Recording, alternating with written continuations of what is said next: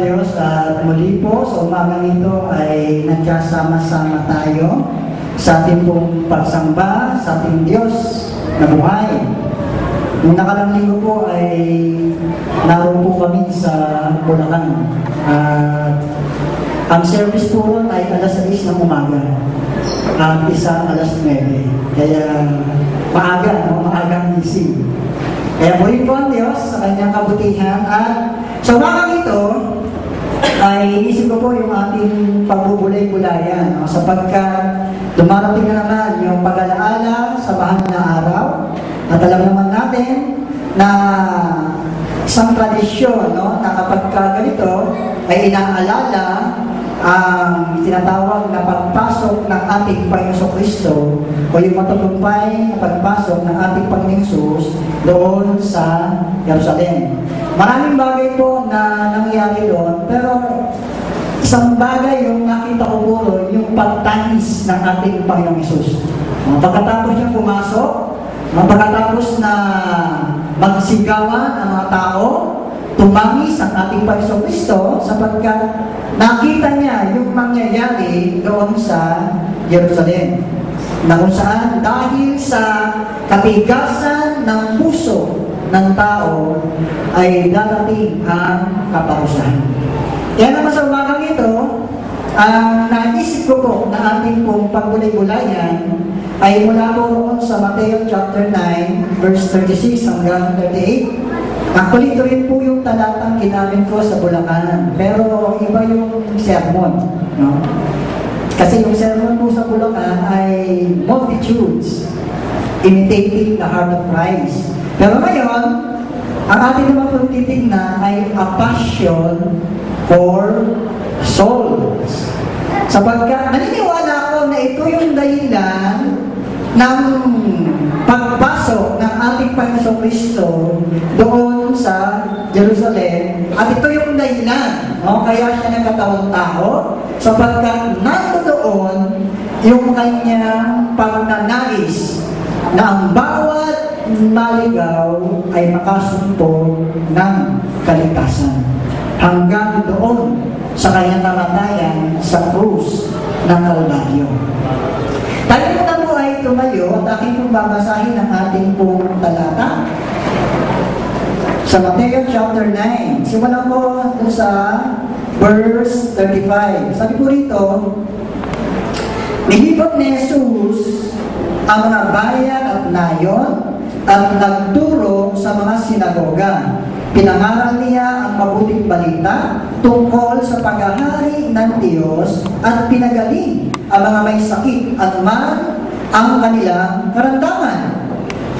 Nang makita niya ang napakaraming tao, nahabag siya sa kanila sapagkat sila'y dito at lupaypay, parang mga tupang walang pastol.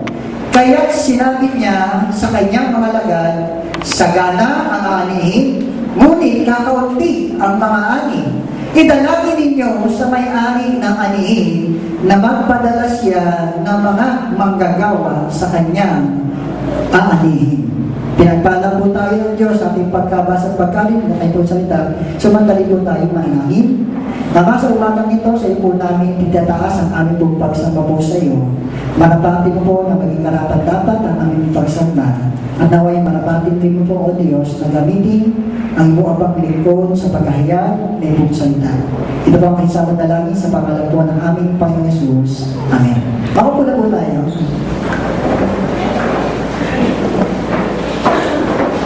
Alam niyo po, the Bible is filled with meaning and blessing.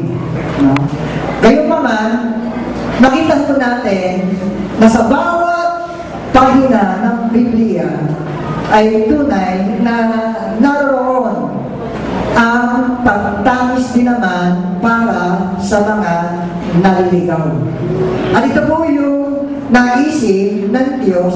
Palagay ko, ito rin naman yung naisip ng Panginoon para sa buhay natin. Doon nga po sa talatang binasa ko, sabi ron, nagpunta ang ating Panginoon Kristo sa mga cities and then sa villages at pinangalan.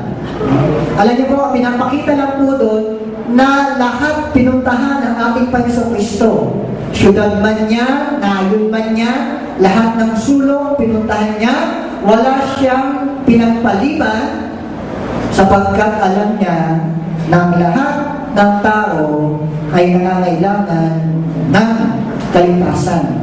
At tunay, naniniwala ko ito yung dahilan kaya ng pag-alaala natin ng mahal na araw. Sapagkat mamamatay ang ating Panginoong Kristo doon sa krus ng Kalbaryo upang bayaran ang ating mga kasalanan.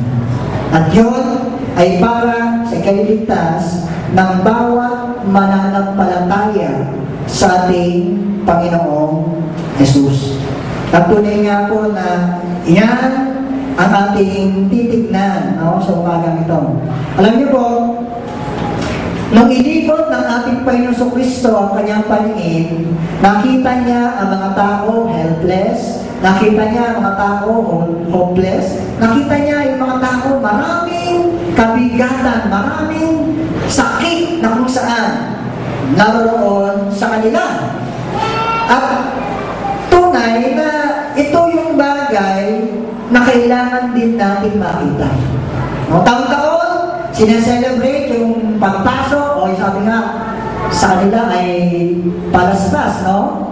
Na kung saan nung pumasok ang ating Panginoong Kristo, pumutol sila ng mga dahon, actually mga sanga mga sanga ba, no? Hindi lang dahon, mga sanga, and then nilata, no?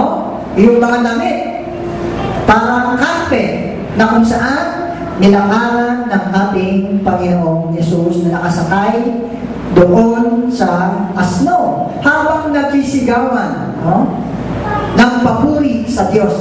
Pero yung sigawang yun, natapos yun doon sa krus. Namamatay na ang ating Panginoong Yesus. Maraming bagay po tayo makikita ron sa pagpasok ng ating Panginoong Yesus. Pero titignan po natin yung 4 na elemento sa umagang ito na nangyari sa ating talata na kung saan ito po yung nais ng Diyos na maging gawain natin bilang mga mananampalataya. Ito yung nais ng ating Panginoong Kristo na makita rin naman natin. Ano nga ba yung nakita ng ating Panginoong Kristo na dapat natin makita sa buhay natin bilang mga mananampalataya? 4 na bagay po yung nakita ng ating Panginoong Jesus. Una, they are disconnected to God. Doon po sa verse 36, Jesus saw their departure from God. Ito po yung nakita ng ating Panginoong Kristo Nakita niya ang napakaraming tao, maraming tao, pero hiwalay sa Diyos. Malayo sa Diyos. At tunay na ito yung bagay na kailangan natin makita. Sabi nga ng Biblia, they were scattered. Sila ay parang tupa na nagkalat na walang pastor. At alam niyo po, mga kapatid, ito yung mahalagang bagay na makita po natin sa buhay ng iglesia, sa buhay ng gawain ng Diyos. Nakita po natin, maraming tao ang hiwalay sa Diyos. At totoo naman po yun. Lagi tayo nagse-celebrate, lagi tayo may mga gawain, pero marami pa rin tao ang kung saan ay malayo sa ating Panginoon. Sabi nga doon, sila ay mga tupa na walang pastor. Una, they are outside the fold. Ibig sabihin, they have no company or they have no fellowship sapagkat wala naman talaga sila sa Diyos. Kumbaga sa tupa, nandun sila sa labas. Wala sila sa loob. Sapagkat sila ay nagkalat. At alam niyo po, totoo naman po yun Maging sa paligid natin, maraming taong nagkalat. Mga tao na nagkalat at mga tao na kung saan hindi naman talaga nakilala sa ating Panginoong Jesus. Sa totoo nga lang, mas marami pa ang tao sa labas kaysa sa tao sa loob ng simbahan. Kaya ito yung bagay na dapat natin makita sa buhay natin bilang mga mananampalataya. Ang kailangan po natin, makita po natin ito mga taong ito na nangangailangan ng kaligtasan. Hindi lang sila outside ng fold, they are also away from the shepherd. Ibig sabihin, they have no guidance, they have no protection. Kasi nagkalat sila eh. No? At ano man ang mangyari sa buhay nila, wala silang protection galing sa Diyos. Sabi nga sa akin kanina ni Kuya Sam, meron siyang, di wala kapitbahay kaibigan na namatay. Wala naman daw sakit, pero nang bigla naman namatay. Yun yung tao eh. Paano kung namatay sila na wala silang guidance and then wala silang protection ng Diyos? Di ba? Hindi kawawa naman. Hanggang doon na lang tayo. Pero they are the multitudes. Sila yung mga tao na kailangan natin makita at sila yung mga tao kailangan madala sa paanan ng ating Diyos. Sapagkat yung mga taong sumalubong sa pagpasok ng ating Panginoong Kristo ay hindi naman talaga lahat ay mananampalataya. Nagsigawan sila, Hosana, no, sa pangalan ng anak ni David. Pero hindi naman lahat sila ay talagang nananampalataya kay Jesus. Basta sumisigaw lang sila. Yung iba, nag-uusyoso. Kaya yung ibang kasama rin sila nang sumigaw na ipako sa krus si Jesus. Sila rin yung sumigaw doon. Kasi hindi nila naiintindihan ng mga ginagawa nila. At maraming tao ngayon hindi naiintindihan ang ginagawa. At mahalaga na makita po natin sila. Mahalaga na sila ay ating maibalik sa ating Panginoong Jesus. Pangatlo po, they are also away from home. Bakit? They have no comfort, they have no rest. Nung makita ng ating Panginoong Kristo yung mga tao, lupay-pay. Diba sabi ko? Dito, at lupay-pay. Bakit? Kasi wala silang tamang relasyon sa ating Panginoong Jesus. Ang tao walang tamang relasyon kay Kristo, lupay-pay po yan. Ang tao walang tamang relasyon kay Kristo, lito. Hindi alam kung anong gagawin sa buhay. Sapagkat hindi niya naman alam ang tunay na relasyon sa ating Panginoong Jesus. Mga kapatid, tayo po yung mga Kristiyano. And Christians need to understand that this world is away from God. Dapat po natin laging makita, maunawaan ang mundo na ating tinatayuan, tinitirhan, hiwalay sa Diyos. Napakarami. Napakarami ang kung saan hindi pa nakikilala ang ating Panginoong Jesus. Not everyone is in a right relationship with Christ. So all of us, we need to be a witness. A witness for Christ. Tanong niyo po, ito yung nais ng ating Panginoon eh. Na makita po natin ito, itong mga bagay na ito, ang tunay na tayo po ay maging saksi ng ating Panginoong Kristo para po sa buhay ng maraming tao na naligaw. Sabi nga po dun sa chapter 15 ng Luke, verse 3 to 7, Lucas chapter 15, verse 3 to 7, kaya sinabi sa kanila ni Jesus ang talinhagang ito, kung ang sino man sa inyo ay may 100 tupa at nawawala ang isa, ano ang gagawin niya? Iiwan niya ang 79 sa ilang at hahanapin ang nawawala hanggang sa matagpuan, hindi ba? Di mo ba? At yun naman totoo eh. Sabi ng ating Kristo, meron isang tao, meron isang daang tupa, pag nawala ang isa, iiwanan yung 99. Hahanapin yung isa, kahit maghapon pa yung hanapin, at pag natagpuan, magaganap.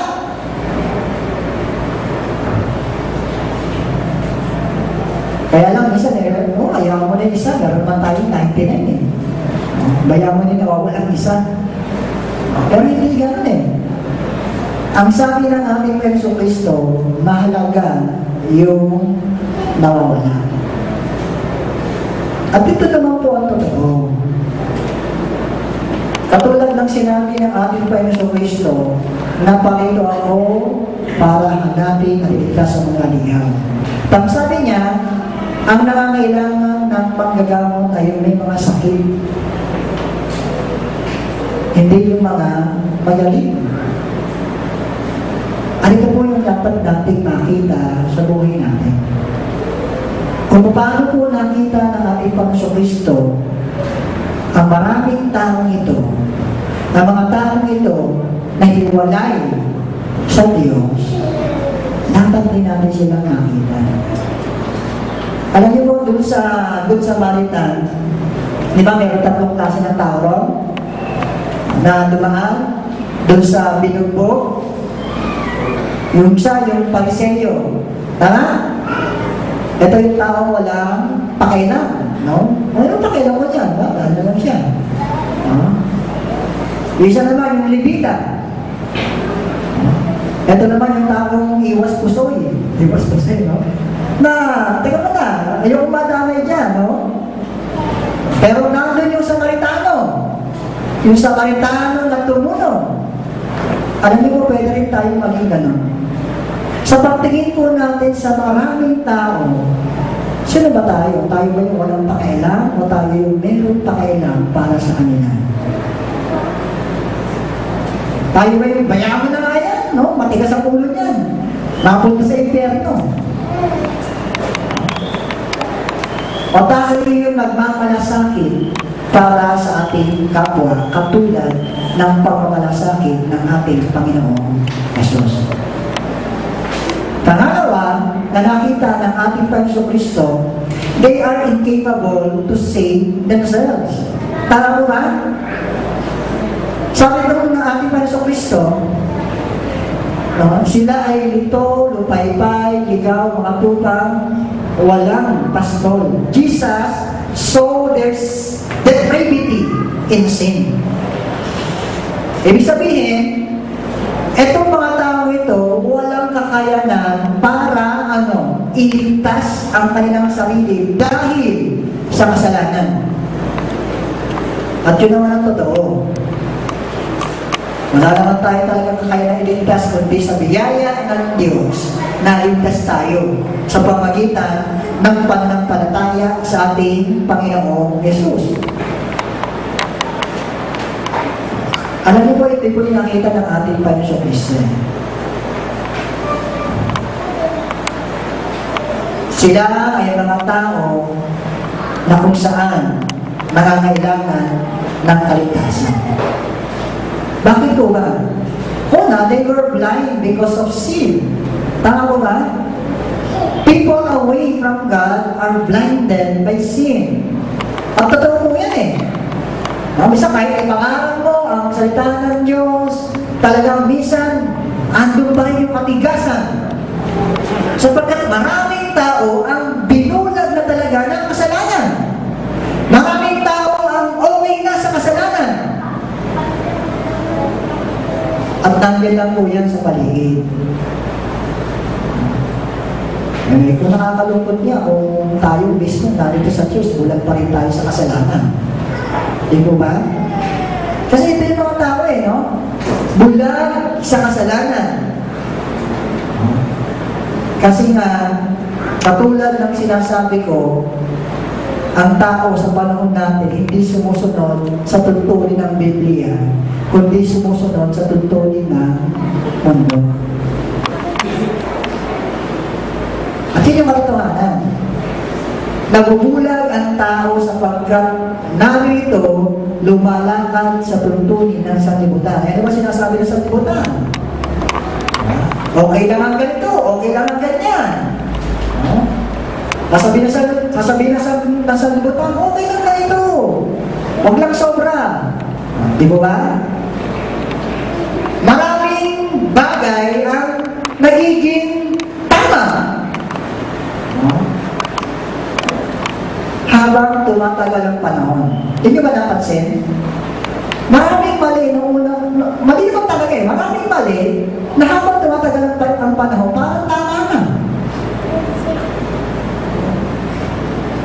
Ito, yung magsama ang isang tao ng hindi kasal. Di ba, nung araw, nakakahiya yan? Tama mo ba? Nakakahiya yan eh. Na sasama ka ng hindi kasal, pero sa panahon natin, tama na ngayon yan. Okay na yan.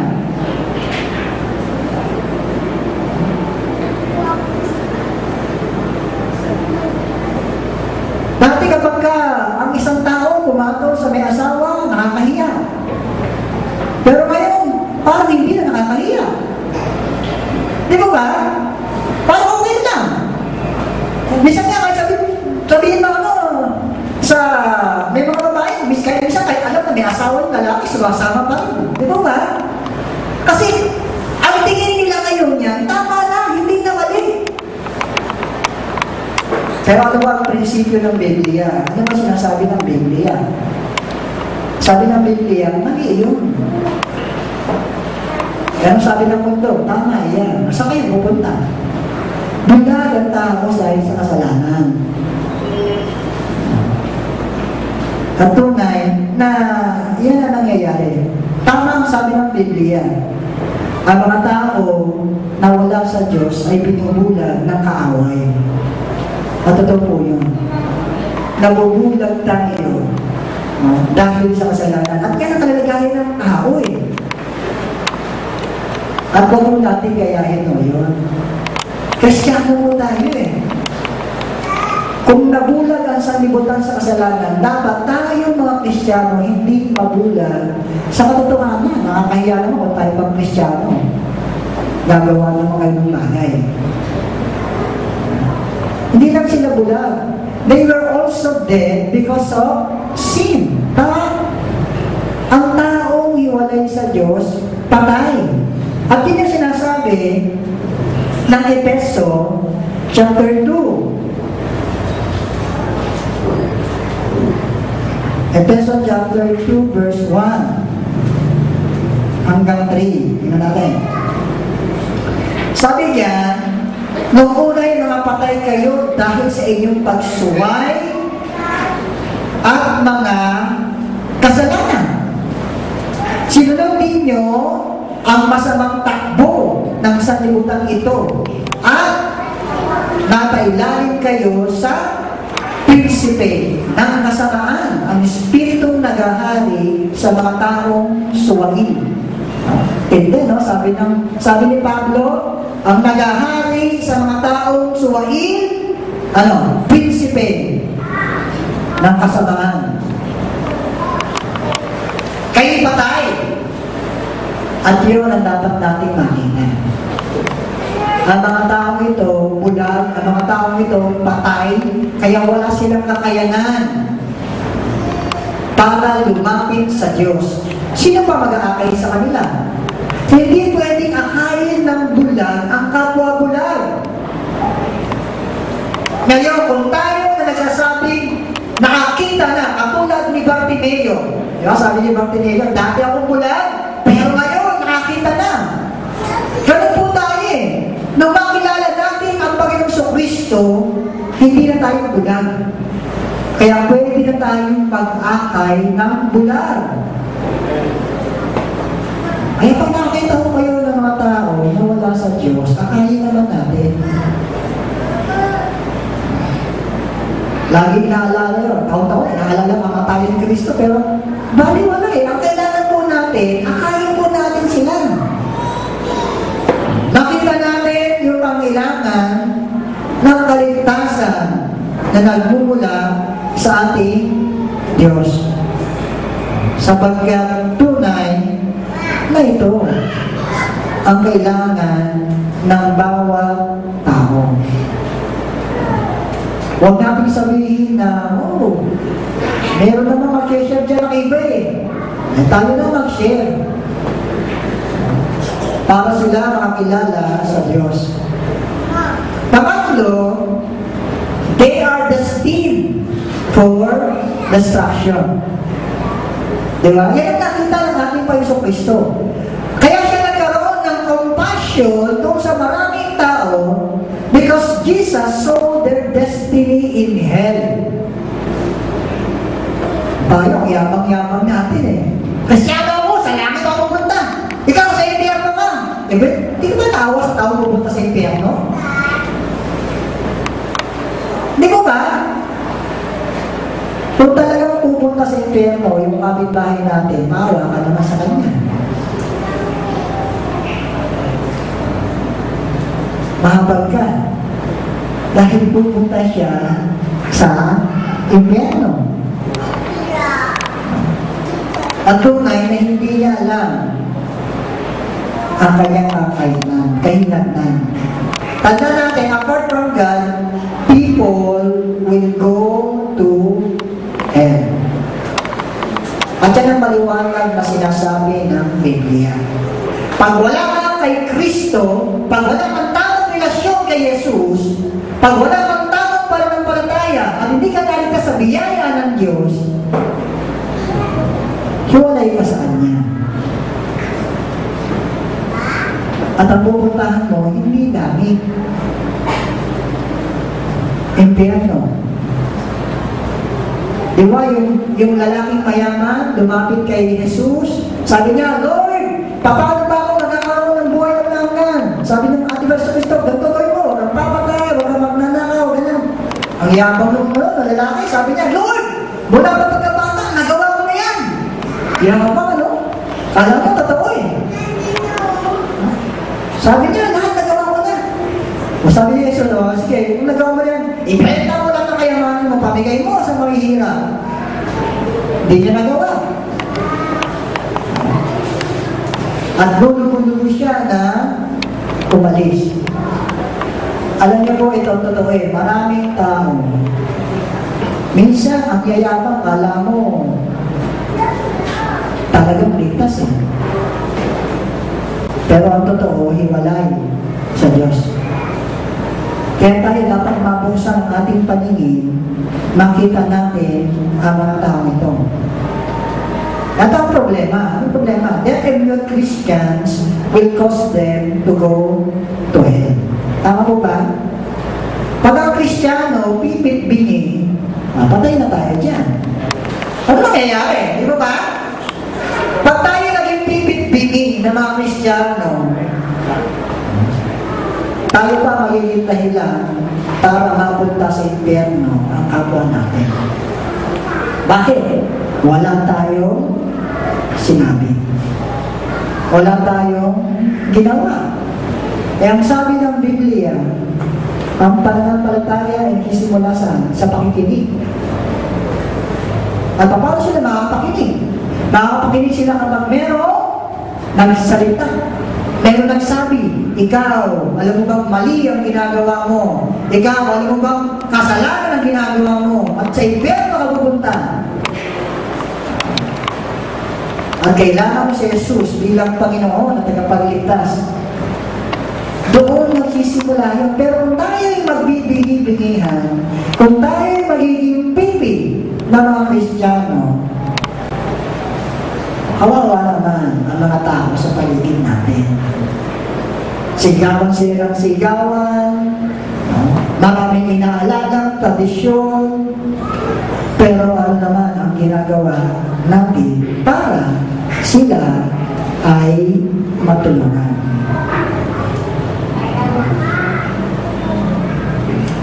As a Christian, we need to have a vision the same as the Lord Jesus Christ. Kung ano yung nakita ng ating Panginoon Kristo, Yun din dapat yung makita natin sa buhay ng maraming tao. Tandaan po natin ito.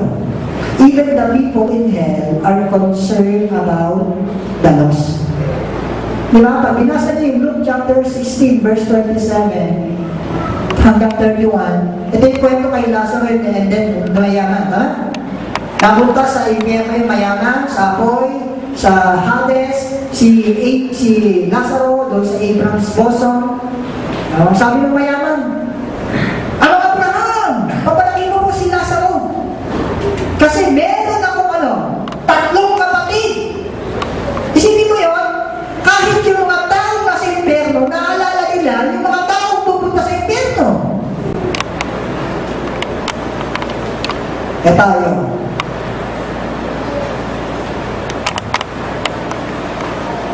So bakit? Totoo naman talaga yun, no? Pag naramdaman mo na yung sakit, maalala mo yung pupunta doon. Kaya kahit sila, no? Nag-aalala. Alam niyo po, dapat ito rin yung ating nararamdaman. Tayo rin mismo, nag-aalala. Alam niyo, walang kabuluhan yung tinatawag na matagumpay na pagpasok ng ating Panginoong Jesucristo sa Jerusalem kung wala rin naman tayong gagawin. Iiyak lang ang iiyak ang ating Panginoong Jesucristo. Kasi wala naman tayong nagawa. At yun naman ang nangyari. Palagi, umiyak ang ating Panginoong Jesus sapagkat nakita niya yung destruction. Nakita niya yung kaawa-awang maraming tao na kung saan nangangailangan ng kaligtasan. At panghuli, they are in need of help. Jesus saw their despair without a shepherd. Di mo ba? Yung tumang walang pastol, desperado yan. At maraming tao, desperado sa buhay. Maraming tao hindi alam kung anong gagawin. Kasi nga, walang nagpapastol sa kanila. They need someone who will lead them back to the shepherd. At sino yun? Mga kapatid, tayo po yun. Walang iba na pwede mag-akay sa kanila, kundi tayo. Ang tanong, ano ang ginagawa natin? Kasi ito yung problema natin eh. Ang problema natin, nasanay na tayo, okay na tayo sa ganito, okay na sa ganyan, basta ako, nag-isimpa ako, basta ako, nasa Panginoon ako, okay na sa akin yun. Tama ka naman yun, ligtas ka naman kapag tinanggap mo si Jesus bilang Panginoon at tagapagligtas. Sa langit ka na pupunta. Pero hindi pa yun okay yun eh. Naalala ko isang kwento na merong namatay and then pumunta sa langit. Doon sa kwento, nakita niya yung iba nilalagyan ng corona. Pero siya wala siyang corona. So, sabi niya, nakakaya naman, nandito ako sa langit, wala akong corona. Sa inayak siya. Tapos, nakakala niya yung kanyang family. Sabi sa kanyang Panginoon, tingnan mo yung family mo. Pagtingin niya, yung pamilya niya, nasa apoy. Nag-iiyakan.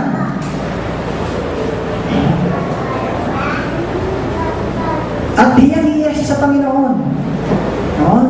Nalulungkot siya, naiiyak siya. Pero ayon sa kwento, bigla siyang nagising. Panaginip pala yung kanyang naranasan.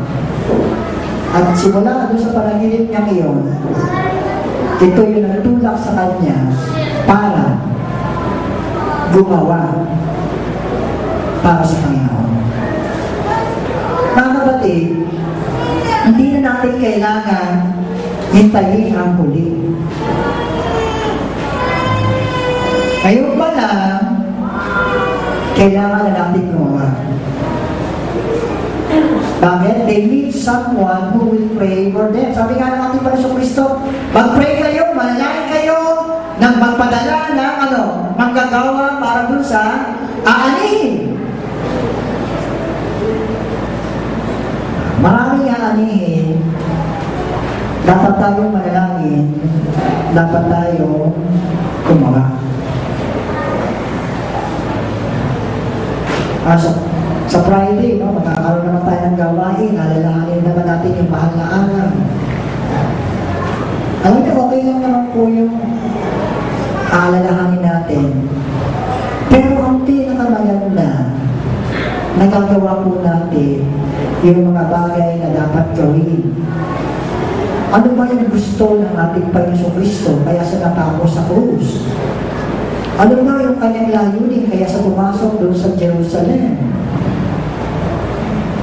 Hindi lang para mag-celebrate tayo, hindi lang para alalahan ito, hindi lang para itaas ang pangalan ng ating Panginoong Hesus, kundi gawin yung layunin niya at yung kalooban niya kung bakit siya namatay sa krus.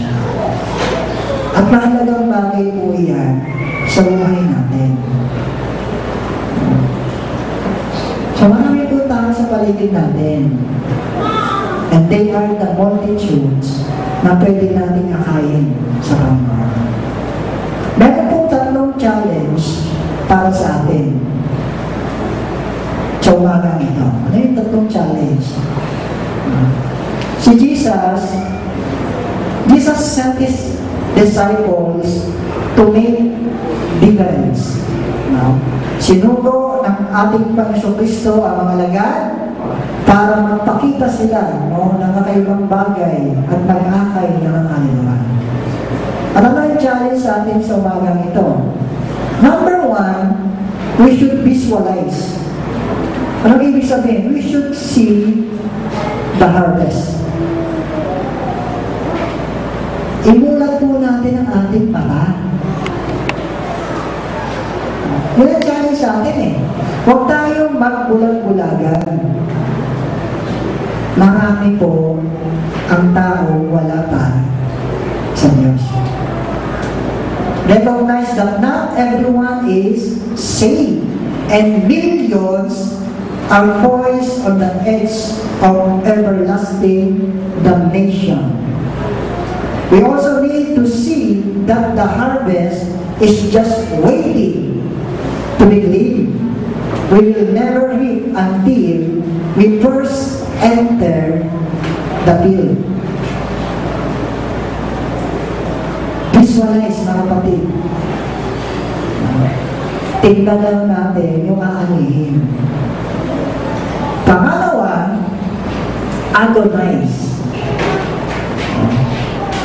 Ang sabi ng ating talata, Jesus have compassion.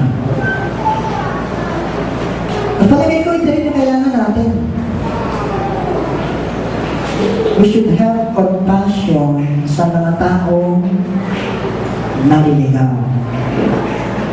We should pray for them. Maawa tayo. Diyan nga sa pagpasok na ng ating Panginoong Kristo sa Jerusalem, umiyak siya. Di mo ba? Kung kailangan umiyak tayo sa Panginoon, di umiyak tayo. This is a call to be broken and burdened over the plight of the lost.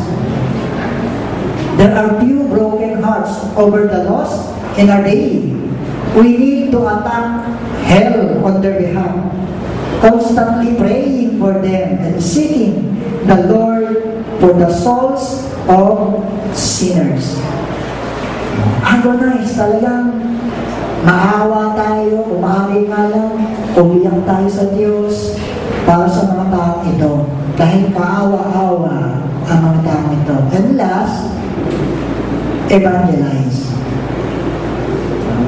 So we must visualize, we must agonize, and last, we must evangelize. It isn't enough to see the need. Not it is enough to pray for the lost and be concerned for their souls. Jesus decided that each of us do the work of an evangelist. Hindi sapat na makita natin sila, hindi sapat na manalangin tayo. Kailangan natin puntahan. Kailangan natin humayo. Kailangan natin silang abutin. Marami example dyan. Si Andrew, di ba? Nung makilala ni Andrew ang Diyos, sabi niya, bakit may kapatid ako si Peter? Pinuntahin niya si Peter. Si Philip. Ito sa ng Diyos, pag-evangelist. Nag-evangelist siya. Tayo din po mga kapatid. Ganun din naman po. Tiyakin natin, no? Especially yung ating pamilya, di po ba? Kung mahal natin ang ating pamilya, dadalhin natin sa Panginoon. Wala naman pakasalan na yung buong pamilya nasa Diyos, naglilingkod, sumasamba, walang naiiwan. No? Napakaganda po nun. Sapagkat alam natin na tayo ay paparoon sa kaharian ng ating Diyos. So, naman mga kapatid, sa umagang ito, ay hindi lang natin alalahanin yung talumpay, no, ng pagpasok ng ating Panginoong Kristo dun sa Jerusalem. Bagkus alalahanin natin yung passion. Ano ba yung passion ng ating Panginoong Jesus kung bakit siya nasarito at bakit siya pumasok doon sa Jerusalem? At nawa, ito rin yung maging passion natin. Magkaroon tayo ng passion sa mga kaluluwa. So what are we doing to keep men out of hell?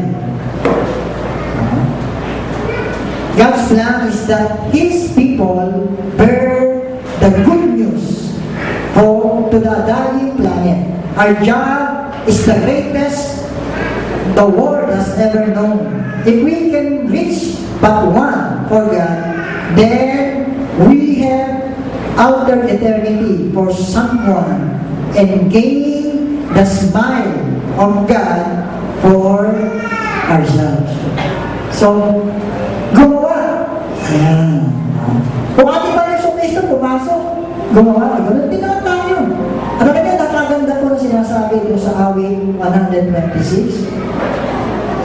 Verse 5 and 6. Awit 126 verse 5 and 6. Sabi diyan, silang mga nagbubukid na nagtatanim na may lupa.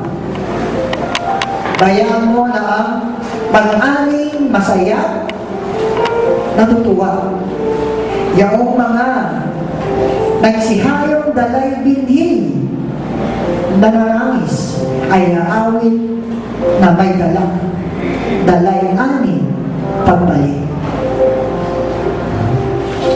Sabi doon, tayo, no, kung tayo man po ay magtatanim, mag-aasik, at alam niyo, magtatanim, hindi pala sabi dito, may luha.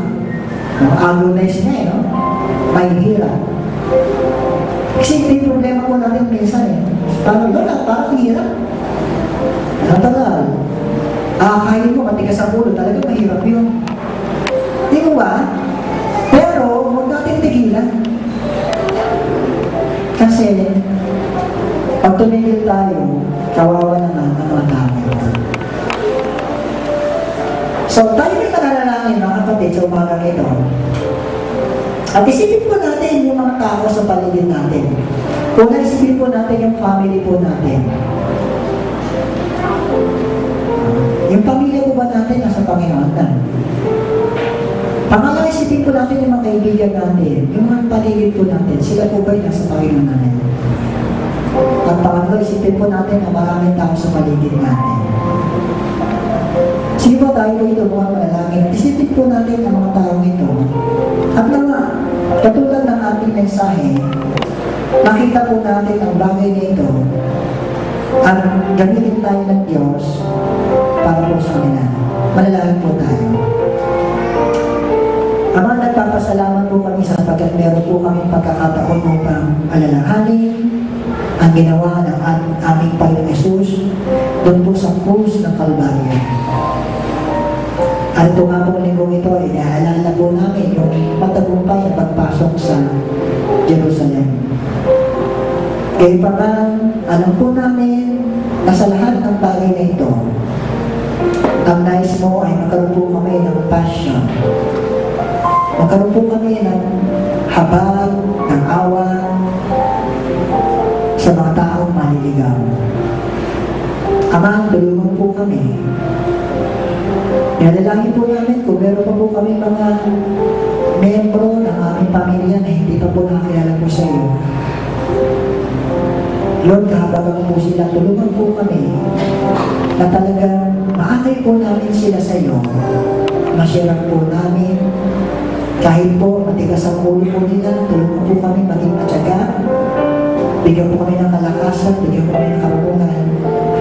Maging ibang kaibigan po namin, yung makakitbahin po namin. Tulungan po rin po kami na maging mabuting halimbawa po sa kanila. Pakakay din po namin sila sa ipaanan. At lalo na po yung maraming tao sa ating paligid. Sapagkat ito naman po talaga yung layunin mo. Ito naman talaga yung nais mo. Kaya ka namatay doon sa krus. Kaya po, Ama, sa iyo po namin tinataas ang mga bagay na ito. Tinataas din po namin yung lahat ng tao sa aming paligid. Maging ang Cavite City, Lord, tinataas po namin yung mga tao po nito. Napakarami pa po tao sa aming paligid na wala po sa iyo. Kabagang po sila. At nawa, loobin mo po na kami po mismo, Ama, ay gamitin mo po para po sa buhay po nila upang sila ay maakay sa iyong paanan. Salamat po, pinupulihan po namin. Ito po kami na lang.